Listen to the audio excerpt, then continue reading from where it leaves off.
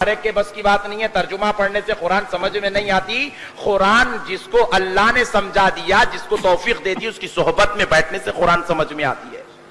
آپ اگر ترجمہ دیکھیں تو ہے ایمان والو اللہ سے ڈرو، سچوں کے ساتھ ہو جاؤ. آپ مجھے سمجھا دیے تو میں 1 لاکھ روپے انعام دے دوں گا. نہیں سمجھا سکتے اس کا مطلب کیا ہے. لیکن میں آپ کو کوشش کرتا ہوں جو میں نے اپنے بزرگوں سے سیکھا ہے وہ بات سمجھانے کی. پیارے بزرگوں اور دوستو، اللہ رب العزت نے پہلے کیا فرمایا؟ اے ایمان والو، ذرا غور کیجئے ایمان والا کس کو کہا جاتا ہے. بڑی جامع بات عرض کر رہا ہوں، ذرا ذہنوں میں بٹھاتے ہوئے چلیں اور ذرا دل کو پاک کر لیں، دل کو دھو لیں. اب مجھے اپنا بھائی سمجھ کے سنتے چلیں، ایک اچھی بات دینا چاہتا ہوں. تو پیارے بزرگوں اور دوستو، اللہ رب العزت نے ارشاد فرمایا اے ایمان والو. ایمان والا اس کو کہا جاتا ہے جو خدا کو ایک مانتا ہو اور نبی پاک کو عالم غیب مانتا ہو. یہ ایمان والے کی تعریف ہے. خدا کو ایک مانتا ہو، نبی کو عالم غیب مانتا ہو، فرشتوں کو نورانی اور معصوم مخلوق مانتا ہو، اللہ کی کتاب قرآن مجید اور دیگر کتب اور صحیفوں کو حق مانتا ہو، 1,24,000 پیغمبروں کے حقانیت کو مانتا ہو، اور ایک دن مرنے کو مانتا ہو، پھر قبر میں زندہ ہونے کو مانتا ہو، اور میدان محشر میں اٹھنے اور پھر حساب دینے کو بھی مانتا ہو، جنت کو بھی مانتا ہو اور دوزخ کو بھی مانتا ہو. یہ ساری چیزوں کو جو مان لے وہ مومن کہلاتا ہے. ساری چیزوں کو مان لیا، کہہ دیا میں قرآن کی ایک آیت کو نہیں مانتا تو ابھی نے مسلمان مومن نہیں کہلاتا. ہر چیز کا ماننا ضروری ہے. جو مان لیا وہ مومن کہلایا. اللہ رب العزت آگے ارشاد فرما رہا ہے جب آپ میرے بندو آؤ تم نے گزارش کرتے ہیں کہ ہم اپنے دلوں کو پہلے مکمل طور پر صاف کر لیں. صوفیہ کا سب سے پہلا درس یہی ہوتا ہے کہ دل کو صاف کیا جائے. آنکھ صاف ہے، جسم صاف ہے، چہرہ صاف ہے، بطن صاف ہے، ہاتھ صاف ہے، سب ہے. دل پہ اگر گندگی لگی ہوئی ہے تو پھر یہاں آ کر بیٹھنا سب بیکار ہے. یہیں پر نہیں، کعبے میں بیٹھنا بھی بیکار ہے، حضور کے روضے کے سامنے بیٹھنا بھی بیکار ہے. کیونکہ دل زنگ سے بھرا ہوا ہے، گندگی، کدورت، غلاظت، عیب. فرعونی گیم سے اگر لگا ہوا ہے، نمرودی افکار سے اگر وہ پھرا ہوا ہے تو پھر اب یہ سارے جسم کو پاک کر لینا کوئی کمال کی بات نہیں ہے. بلا تشبیہ اور بلا تمثیل آدمی کو جب دل کی بیماری ہو جاتی ہے تو دواخانہ منتقل کیا جاتا ہے، آئی سی یو میں رکھا جاتا ہے، وینٹیلیٹرز پر رکھا جاتا ہے، بہترین ایئر کنڈیشن روم میں اس کو رکھا جاتا ہے. ڈاکٹر صاحب سے پوچھے کیا ڈاکٹر صاحب علاج ہو رہا ہے؟ تو ڈاکٹر صاحب کہیں گے ہاں علاج ہو رہا ہے. بولے میرے بابا کی طبیعت کیسی ہے؟ بولے اب تک 70% خراب تھی، اب 30% ہے اور 40% ٹھیک ہو چکی ہے. پھر بازو سے وہی روم سے جس میں میرے بابا کو رکھا گیا، اسی روم سے ایک آدمی کو وینٹیلیٹر سے نکالا گیا اور ویل ٹیبل پر لٹا کر باہر لایا جا رہا ہے، کفن پورا مکمل اڑا ہوا ہے. میں نے پوچھا اس کو کیا ہوا؟ بولے یہ مر چکا ہے. میں نے ہاتھ لگا کر دیکھا تو ہاتھ سلامت ہے، پیر سلامت ہے، جسم سلامت ہے، بال بھی سلامت ہے، دانت بھی سلامت ہے، ہونٹ بھی سلامت ہے، آنکھ بھی سلامت ہے، سب سلامت ہے. میں نے پوچھا یہ مردہ کیوں کہا گیا؟ کہا گیا کہ 10 منٹ پہلے اس کا دل رک گیا. بلا تشبیہ و بلا تمثیل دین کا بھی یہی معاملہ ہے. جسم تو سلامت ہے، دل میں اگر کدورت ہے تو سب بیکار ہے. دل پاک ہے تو سب پاک ہے. دل اگر پاک ہے، آپ 3 مہینے سے پانی نہ نہائے برا مت مانیے، طہارت سے ہے تو نماز کو آ سکتے ہیں. 3 مہینے ہو گئے آپ پانی نہ نہائے. بڑی ڈیپ کی بات کر رہا ہوں، سمجھتے چلیے. میں یہ سمجھ رہا ہوں کہ میں عادل آباد میں نہیں، حیدرآباد کی دانشور قوم کے سامنے بیٹھا ہوں. دل اگر صاف ہے تو مسئلہ ٹھیک ہے. میرے چہرے پہ نورانیت کی انتہا ہے. آپ دیکھیں بولے واہ کیا ولی والا چہرہ لگ رہا ہے. مولانا کا اگر دل خراب ہے تو سب بیکار ہے. ایک صاحب بڑا اچھا جوتا پہن کے بیٹھے تھے, مثال دے رہا ہوں, تھوڑا پہلے موڈ بنا لیتا ہوں, بعد میں تقریر کریں گے. بڑا اچھا جوتا پہن کے بیٹھے تھے, چلے گا نا؟ مجھے معلوم ہے, میں واقف ہوں مسلمانوں سے. اچھا جوتا پہن کے بیٹھے تھے, امریکہ کا تھا, وائٹ کلر کا تھا, بہترین دکھ رہا تھا. ولیمے کی دعوت تھی. 4 دوست آپس میں سامنے بیٹھے ہوئے. ایک نے کہا میاں تمہارے بیوی کے ہاتھ کی چائے بڑی تو بڑس ہوتی ہے یار. دوستانہ ہے, ایک دوسرے کی بیویوں کی تعریف کر رہے ہیں, مگر آپ مت کریے, کسی کی بیوی کی تعریف کرنا بری بات ہے. دوسرا دوست بولا میاں خالی تو بیوی کی تعریف, ان کی چائے کی تعریف کر رہا, ان کے اخلاق بھی اتنے اچھے ہیں, اتنے اچھے اخلاق ہیں کہ میں نے اتنی اچھے بہترین اخلاق والی عورت نہیں دیکھا. تیسرے دوست نے اپنے وہ جوتا پہن کے جو بیٹھا ہوا تھا, جس کی بیوی کی تعریف ہو رہی تھی, اس سے پوچھا میاں اتنی اچھی بیوی رکھنے کے بعد پھر دوسری شادی کی خواہش کیوں ہے؟ چائے بھی اچھا بناتی ہے, اخلاق والی بھی ہے, پھر تیرے دل میں دوسری شادی کی خواہش کیوں ہے؟ تو جوتے کو دیکھ کر پوچھا میاں, بتا کر پوچھا کہ میرا جوتا کیسا دکھ رہا ہے؟ بولے بہترین ہے. بولے قیمت کے اعتبار سے؟ بولے 5000 کا ہے. دیکھنے کے اعتبار سے نمبر 1 کوالٹی کا ہے. مگر تم صرف باہر کو دیکھ رہے ہو, اندر کا میں جانتا ہوں. یہ اندر مجھے کاٹ رہا ہے, میں سوچ رہا ہوں اس کو کب نکال کر پھینکوں. ظاہر اچھا ہو تو نہیں چلے گا, باطن کا اچھا ہونا ضروری ہے. اسی کا نام صوفیت ہے.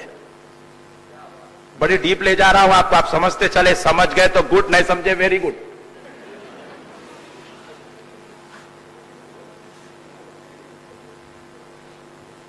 پیارے دوستو, اسلام بالوں کے سنوارنے کا نام نہیں, اسلام داڑھی کے سنوارنے کا نام نہیں ہے. یہ سنت ہے, اسلام نہیں ہے. یہ الگ بات ہے کہ سنت اسلام سے جوڑتی ہے. روزانہ غسل کرنا سنت ہے, لیکن اسلام نہیں ہے.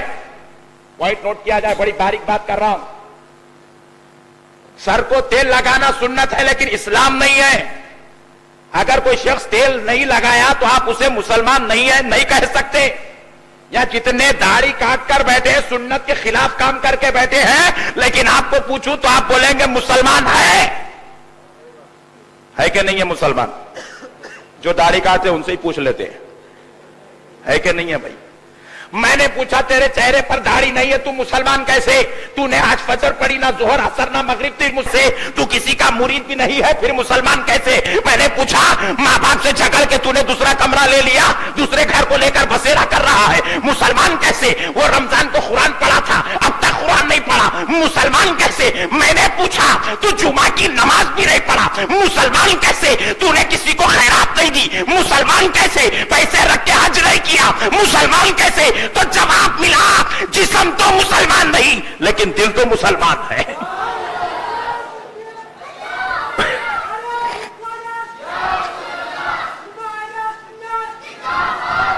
مسلمانیت کا تعلق قلب سے ہے. بات سمجھے کہ نہیں سمجھے؟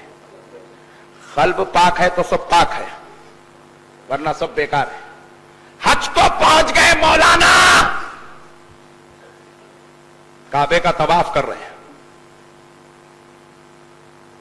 بہترین طواف کر رہے ہیں, دعا پہ دعا, دعا پہ دعا, دعا پہ دعا, دعا پہ دعا. ہم نے پکڑ کے پوچھا نبی کے تعلق سے کیا خیال ہے؟ پلٹ کر جواب دیا وہ ہماری طرح بشر تھے. ہم نے کہا تو مسلمان نہیں ہوا ہے, حالانکہ کعبے کے سامنے ہے, کعبے کا طواف کر رہا ہے, چہرے پر داڑھی بھی ہے, جمعہ بھی پڑھا ہے, نمازیں بھی پڑھا ہے, ماں باپ کو ساتھ لے کر آیا ہے, بیوی بچوں کے حق ادا کر رہا ہے, سارے کام اس کے پاس ہے, ظاہر بھی پاک ہے, اچھائی پہ اچھائی ہے, نیکی پر نیکی ہے, خیر پہ خیر ہے, بھلے پہ بھلا ہے, پھر بھی ایمان میں خطرہ ہے, کیونکہ دل ناپاک ہو چکا ہے. اور دل کو پاک کرنے کا نام صوفیت ہے. اولیاء اللہ ظاہر کو پاک کرنے نہیں, دل کو پاک کرنے کے لیے تشریف لائے ہیں. کس لیے تشریف لائے بولیے بھائی؟ دل کو پاک کرنے کے. اسی لیے میں یوسف شریف بابا رحمت اللہ علیہ کی بارگاہ میں جاتا ہوں. بعض تبلیغی جماعت کے لوگ بیٹھے, برا مت مانی, آپ بھی جائیے. الیاس بھائی کی نگرانی میں دعوت دے رہا ہوں. یوسف شریف بابا کے پاس میں گیا, دیکھا کہ جمعرات کے دن کافروں کی بھیڑ لگی ہوئی ہے. میں ان کو پوچھا مسجد کو نہیں آتے آپ لوگ, ولی کی بارگاہ میں کیوں آتے ہو؟ کہا مسجد میں اگر جائیں گے تو امام صاحب مسجد کو دھونے کا فتویٰ دیں گے, ناپاک آ گیا ہے مسجد دھو دو, کیونکہ امام کا کام ظاہر کو دیکھنا ہے, ظاہر کو دیکھا تو فتویٰ دے گا. اللہ کا ولی ظاہر کو نہیں باطن کو دیکھ کر فیضیاب کرتا ہے. اسی لیے اللہ کا فضل لینے کے لیے مسجد کو نہیں اللہ کے ولی کے پاس آ رہا ہوں, یہ کافر کہہ رہا ہوں, یہ کافر کی بولی ہے. تو پتا چلا اولیاء اللہ صرف مسلمان کو ہی نہیں غیروں کو بھی نوازتے ہیں. سب کے لیے ان کی دروازشات کا دروازہ کھلا ہے. آپ بات سمجھ گئے؟ آج ہم دل کو پاک کریں گے, یہ پاک ہے تو سب پاک. میں نے جو قرآن پاک کی تلاوت, آیت مبارکہ کی تلاوت کا شرف حاصل کیا, اللہ رب العزت ارشاد فرماتا ہے یا ایھا الذین آمنو, کس سے حکم ہو رہا ہے؟ ایمان والوں سے. ہے ایمان والوں, اتقوا اللہ, اللہ سے ڈرتے رہو. کس سے ڈرتے رہو بھائی؟ اللہ سے ڈرتے رہو. کس سے حکم ہو رہا ہے؟ ایمان والوں سے. پہلے ہمارا نام لیا ہے ایمان والو, اللہ سے ڈرتے رہو. پھر اس کے بعد دوسرا حکم دے رہا ہے وَكُونُوا مَعَ الصَّادِقِينَ, اور سچے لوگوں کے ساتھ ہو جاؤ. ہمارا نام, ہمارا ٹائٹل پہلے ذکر کیا, اس کے بعد کہا دو حکم دیا, ایک تو تقوی اختیار کرو یعنی اللہ سے ڈرو, دوسرا سچے لوگوں کے ساتھ ہو جاؤ. اگر بعض آٹوؤں پہ لوگ لکھ لیتے ہیں جہالت کی وجہ سے, ہائے افسوس آپ نے قرآن کو ترجمے سے نہیں پڑھا, شاید آپ کے عادل آباد میں بھی لکھا ہوا ہوگا. میں کہوں گا نادان, قرآن پوری زندگی ترجمے سے 1600 مرتبہ پڑھا بھی تو قرآن تو نہیں سمجھ سکتا. قرآن کو سمجھنے کے لیے جن کے دلوں پہ اللہ نے فضل کیا ان کی صحبت میں بیٹھنا ضروری ہے. قرآن سمجھنا ہر کسی کے بس کی بات نہیں ہے. ایسا اگر سب قرآن سمجھ لیے ہوتے تو پھر ہر حج آدمی تارے کو پکڑ کے بیٹھا ہوا ہوگا, ہر آدمی آج چاند پہ بیٹھ کے پوری کائنات پہ حکومت کر رہا ہوتا, کیونکہ جو قرآن کو سمجھ جاتا ہے وہ خدا والا, اللہ کا ولی ہو جاتا ہے. قرآن سمجھنا ہر ایک کے بس کی بات نہیں ہے. ترجمہ پڑھنے سے قرآن سمجھ میں نہیں آتی. قرآن جس کو اللہ نے سمجھا دیا, جس کو توفیق دے دی, اس کی صحبت میں بیٹھنے سے قرآن سمجھ میں آتی ہے. آپ اگر ترجمہ دیکھیں تو ہے ایمان والو اللہ سے ڈرو, سچوں کے ساتھ ہو جاؤ. آپ مجھے سمجھا دیے تو میں 1-1 لاکھ روپے انعام دے دوں گا. نہیں سمجھا سکتے اس کا مطلب کیا ہے, لیکن میں آپ کو کوشش کرتا ہوں جو میں نے اپنے بزرگوں سے سیکھا ہے وہ بات سمجھانے کی.